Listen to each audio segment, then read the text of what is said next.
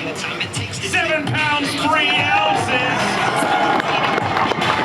And with 118 pounds 12 ounces, you just shattered the all-time record for the biggest win margin in Bassmaster history, ladies and gentlemen. Previously, it was 29 pounds 10 ounces. You just won by 45 pounds 7 ounces. All week long, we've been talking about the dirty 30. Well, you just won by the filthy 40, my friend. 118 pounds, 12 ounces. What is going through your mind?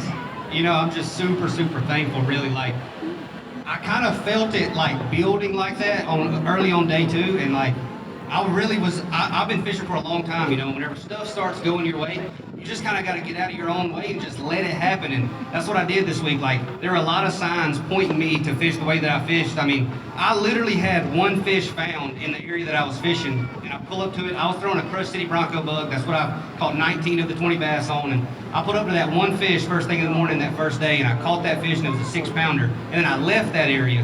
Then I went back to that area and caught a 7-pounder. Then I left that area again. Then I went back to it and caught 2 7-pounders. So there were just a lot of things pointing me to be there. Then I made the decision on day 2 that I was going to stay out of my own way, and we're going to milk it for all it's worth. Well, you milked it, and you milked it for the biggest win margin ever. And I know you have been close to these blue titles in the past. How long have you been waiting to hoist one of these trophies?